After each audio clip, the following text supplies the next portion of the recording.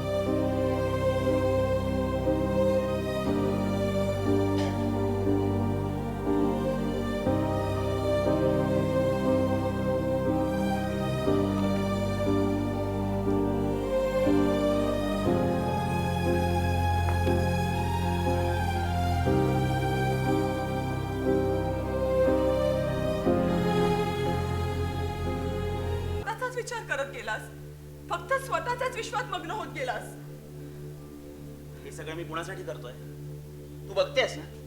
अगं चुटकी सरशी high profile criminal केस सोडवणारा एक नामवंत वकील आहे मी या शहरात. एकच नाव आहे, विश्वजित इनामदार. जाऊ दे Vishwa, you getting late, please गो.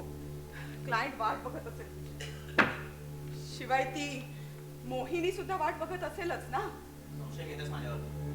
ती फक्त शिकायला येते माझ्याकडे. हो, म्हणून रात्री 12-1 वाजेपर्यंत फक्त तिचेच फोन असतात तुझ्या फोनवर. ते कामासाठीचे कॉल असतात. तू कुठल्याही गोष्टीचे काहीही अर्थ नको लावूस. जाऊ दे ना विश्व, निदान आजच्या दिवशी ना तरी मला तुझ्याशी भांडण नाही आणि तसे मला तुझ्याकडनं काही अपेक्षाच नाहीये. हे बघ जानू, आपलं कितीतरीदा भांडण झालं, पण आपण एकमेकांना समजून घेतलंय ना. आणि मी तुला कुठल्या गोष्टीसाठी अडवलं? तुला लिहायला आवडतं, तू लिही, एखादी कविता लिही, पुस्तक लिही. आपण पब्लिश करूया ना ते. तुला जे आवडतं ना ते तू कर. मी लिहिलेलं साधं वाचायला देखील वेळ आहे का पण तुझ्या जवळ? हेच तुझं बोलणं सारखं सारखं ना आजकाल इरिटेट करायला लागलंय. मला सुद्धा इरिटेट करतं रे तुझं हे वागणं रोज. हे बघ जानवी,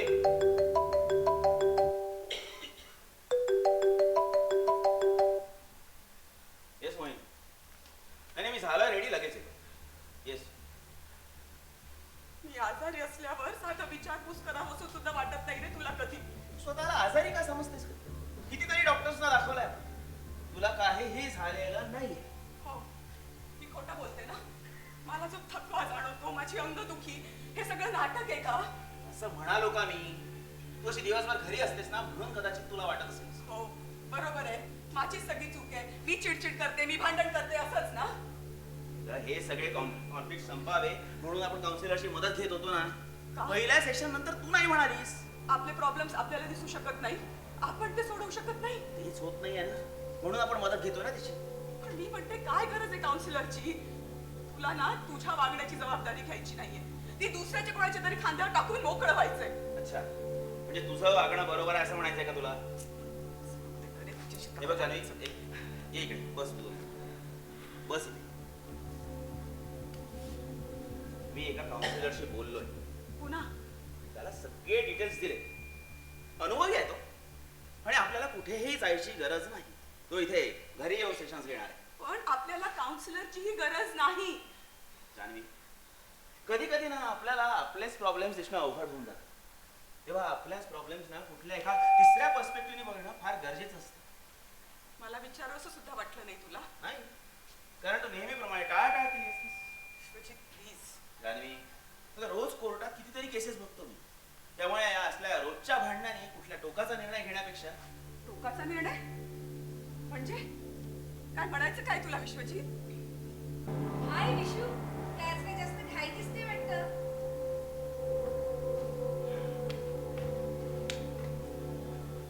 काय काय करतेस? नाही ग, अगं काय झालं? बरं वाटत नाहीये का तुला? नाही, सगळं ठीक आहे. नेहमीच अंगदुखी, थकवा. अगं तुला सांगते, या पावसाळ्यात ना हे आजाराचे प्रकार खूपच वाढतात बघ.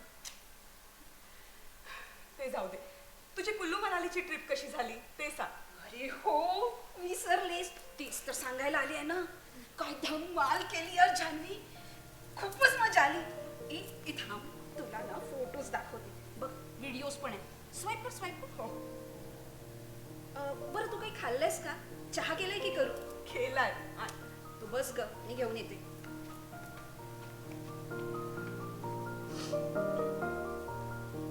छान आहेत का फोटोज? तो शेजारी नसण्याचा हाच एक फायदा. रोज अगदी हक्काचा चहा. थँक्यू. मस्त आहेत फोटोज. काय सांगू तुला, जिकडे तिकडे हे नुसतं धाडधाड धाडधाड धाडधाड. अगं बर्फ, सगळीकडे नुसता बर्फच बर्फ. आणि हे असं हॉटेलमधून बाहेर आलं की अगं थंडी थंडी. आता बर्फ म्हटलं की थंडी आलीच ना. आणि हे असे सुंदर सुंदर बर्फाचे सुंदर, काय सांगू तुला. आणि जिकडे बघावं तिकडे ही सुंदर सुंदर बर्फाची झाड, सुंदर अशी बर्फाची घरं. काय सांगू या जान्हवी तुला, आय वॉज सो एक्साइटेड. असं वाटत होतं ना की हे आपण असं ढगातूनच चाललोय आणि अगदी आपल्या समोर असलेला माणूस देखील दिसत नाही बघ. पण मग बर्फ सोडून अजून काही पाहिलंस का? अगं, काही विचारू नको. जन्नत काय असते ना तिथं गेल्यावरच कळतं. आणि रात्री रूम मधलं वातावरण, काय सांगू यार तुला, इतकं रोमॅन्टिक होतं. ते लाईट्स, रूम फ्रेशनरचा सुगंध आणि त्यात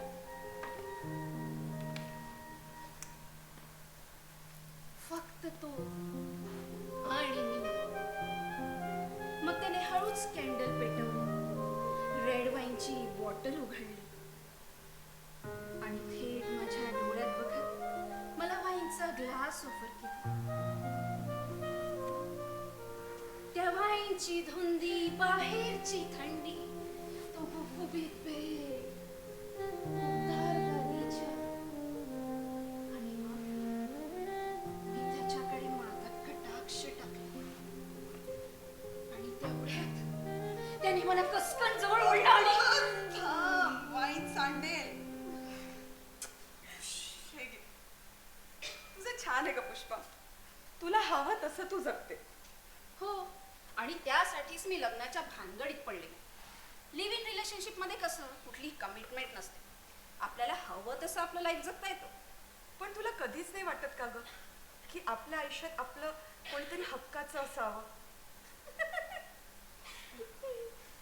कधीच वाटत नाही.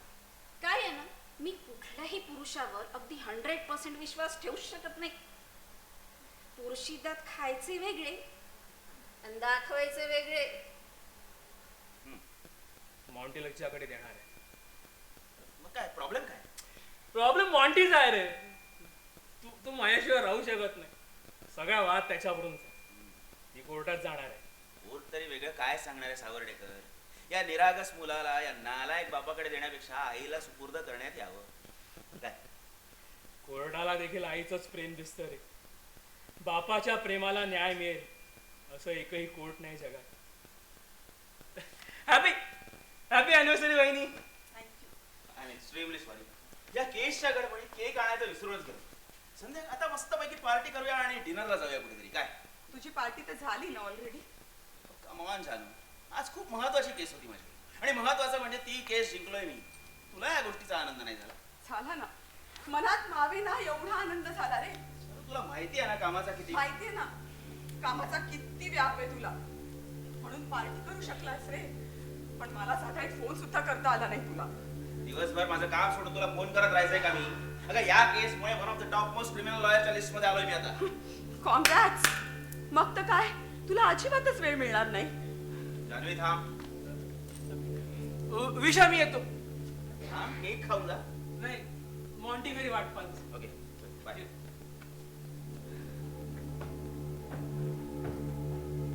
सांभाळून जा. जान्हवी प्लीज. हे बघ सॉरी म्हणावं मी.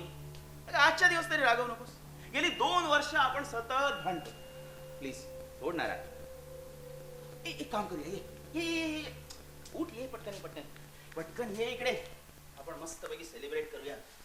Yes let's celebrate. I love you जानू. कधी कधी तुझं हे बोलणं इतकं आर्टिफिशियल वाटतं ना.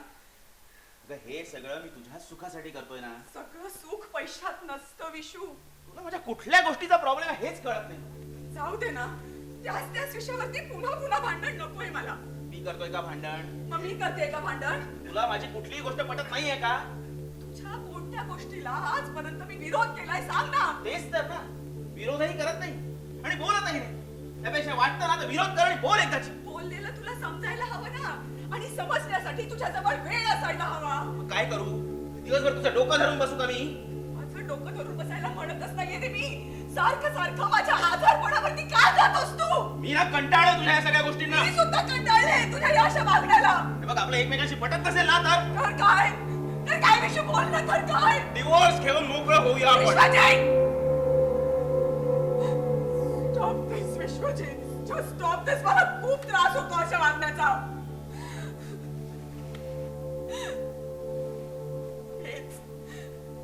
हेच बोलायचं होतं ना तुला? हा, तुझं माझ्यावर कधी प्रेमच नव्हतं रे. हो म्हणून 7 वर्ष संसार केला ना आपण. 7 वर्ष संसार केला. हा? पण या 7 वर्षात तुझा सहवास किती लाभला मला? घरी असताना फोन, बाहेर जाताना फोन. माझ्यापेक्षा जास्ती तर त्या मोहिनीला सहवास लाभतो रे तुझा. हे आपल्यातले सगळे कॉन्फ्लिक्ट संपावे ना म्हणून त्या काउन्सिलरची मदत घेत होतो आपण. म्हणून नाही घेतली तू त्या काउन्सिलरची मदत.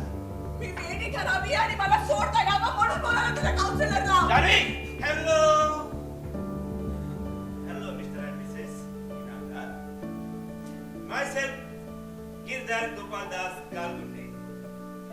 तुमचा मॅरेज काउन्सिलर. सॉरी मला यायला 2 दिवस जरा उशीर झाला. पण माझी कामाची पद्धत असते.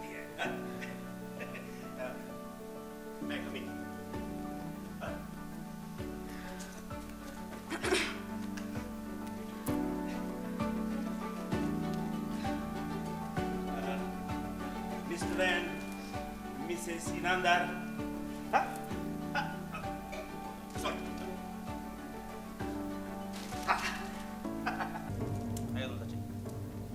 निघा.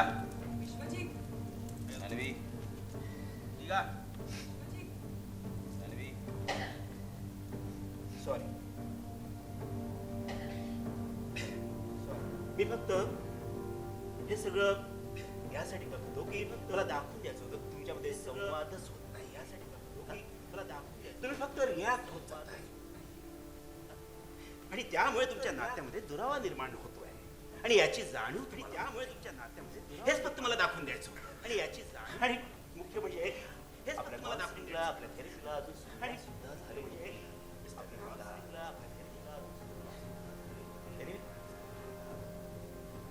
येतो. एक मिनिट, जान्हवी एक मिनिट. विश्वजित असं काय करतोस रे ते फक्त त्यांचं अग्रेशन काढताय. करतोस रे अच्छा ते फक्त त्यांचं- म्हणजे तुमच्या थेरपीला घाबरून मी तुम्हाला जायला सांगतो असं म्हणायचं का तुम्हाला मी कुठे असं म्हणतो? थेरपीला तुम्हीच घाबरून मी बोलताय. तुम्हाला जायला सांगतो असं म्हणायचं का तुम्हाला मी कुठे असं आपण म्हणतो? दुसरा कुठला तुम्हीच काउन्सिलर बोलताय. बघू अरे तूच बोलवलंस ना त्यांना आणि काउन्सिलिंगला मी नकार देते असं म्हणत होतास ना आता तू काय करतोयस कारण ते एका खूप मोठ्या सायकोलॉजिकल कॉन्फ्लिक्ट मध्ये अडकले. काय काय करतोयस कारण ते एका खूप मोठ्या तुम्ही सायकोलॉजिकल नसलेले मानसिक आजार निर्माण करता मिस्टर गालगुंडे नसलेले नाही, तुम्ही नसलेले मानसिक आजार निर्माण करता मिस्टर गालगुंडे फक्त त्याची जाणीव नसलेले. मिस्टर गालगुंडे तुम्ही प्लीज तुमची प्रोसिजर सुरू ठेवा हो, पण फक्त तुमच्या गालगुंडे तुमच्या परमिशन नाही होणार एक दिशा.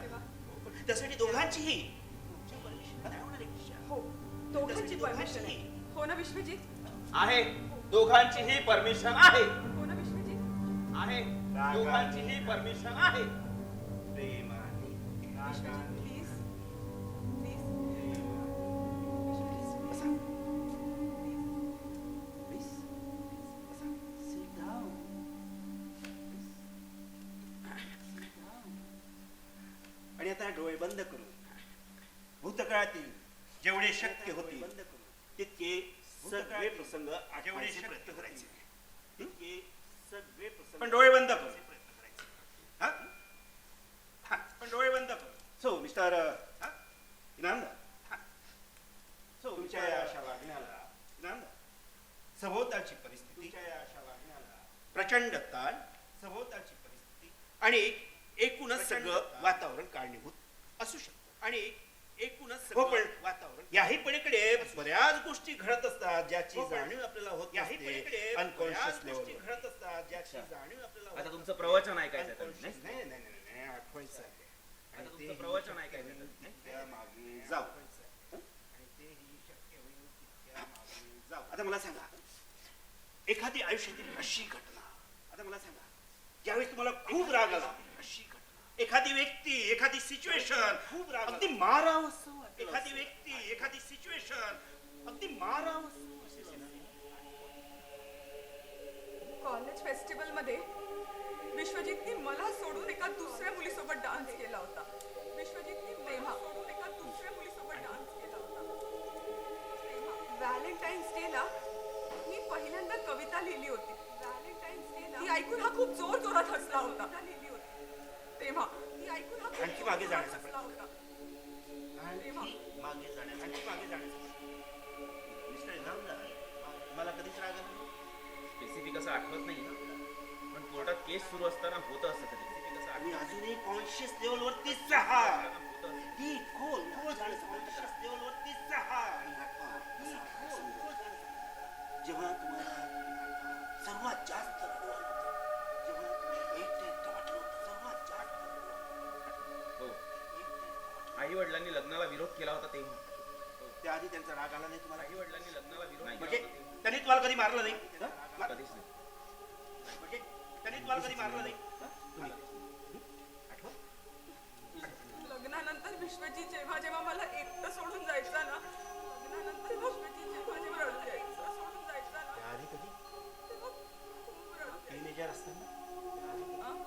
चाइल्डहुड फेज मध्ये चाइल्डहुड फेज मध्ये शांतपणे आठवा शांत मिसेस इनामदार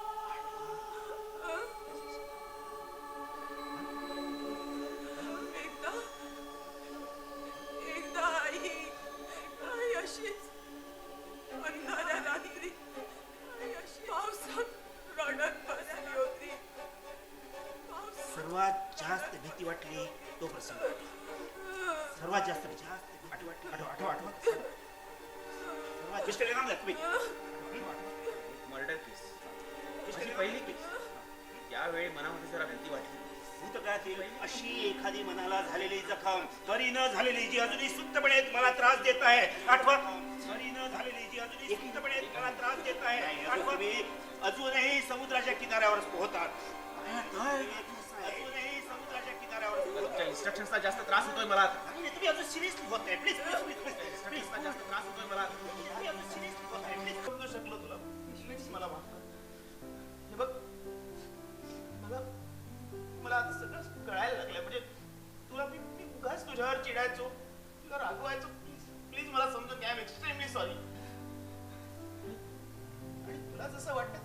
तिचं आणि माझं काही नाही आहे ग. शी इज मॅरिड, 7 वर्षाचा मुलगा आहे तिला. आणि हे तुम्हाला आधी का नाही सांगितलं विश्वजीत? मी उगाच तुझ्यावर संशय घेत राहिले रे. चला आता आपल्या सेशनची नेक्स्ट म्हणजे म्हणजे काय अजून बरंच बाकी आहे. यांचं काउन्सिलिंग झालं, तुमचं आणखी बाकीच आहे. या, बसा. बसा मिस्टर इनामदार, तुम्ही बसा.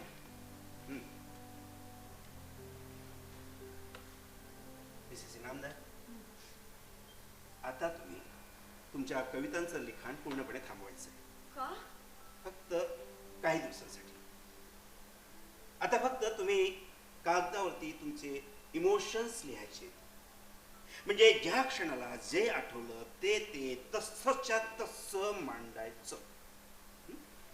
ओके, आता डोळे बंद करा.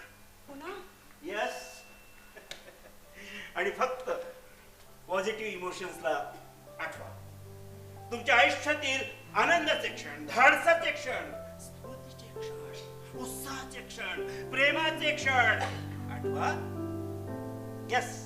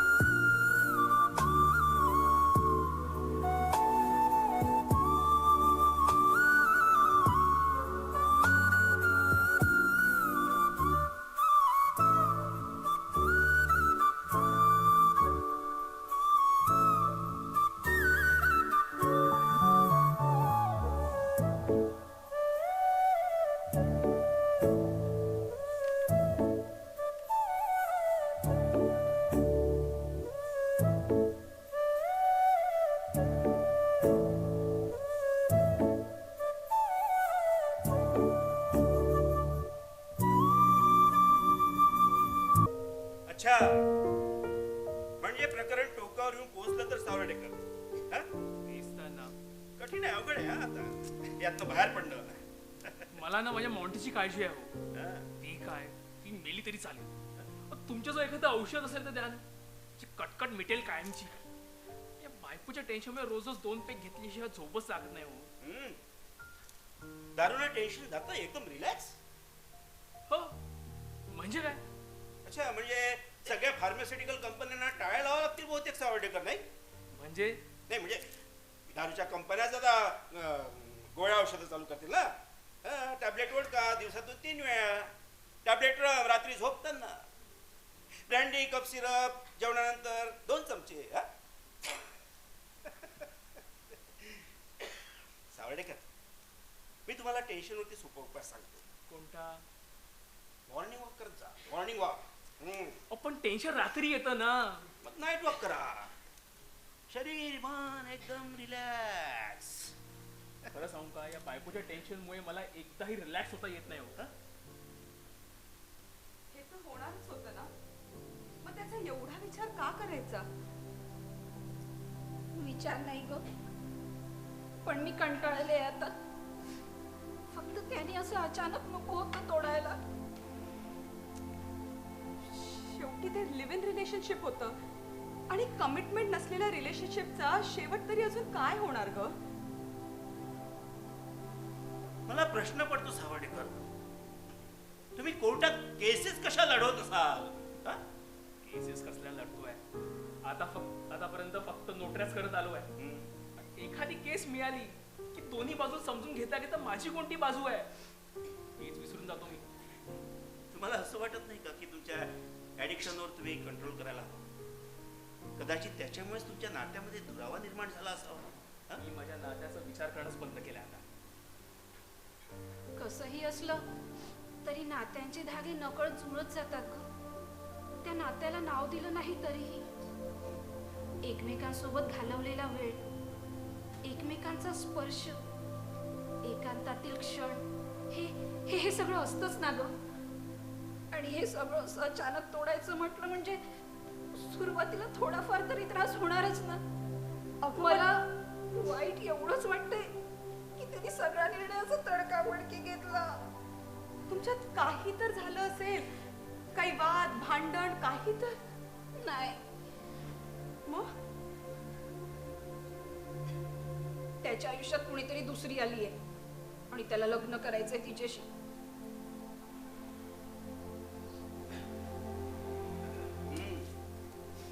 म्हणून एकदाच कुणासोबत नातं गृहीत धरलं तरी चालेल, पण इमोशन्स गृहीत धरायचे नसतात मिस्टर सावर्डेकर. कसला इमोशन्स आणि कसलं काय? या काळ्या पोटामध्ये राहून नुसती घुसमट होते. बुद्धी आणि मनाचे सतत वाद चालू असतात. म्हणून ऐकायचं. आई आई आई आई आई आई आई आई आई आई आई आई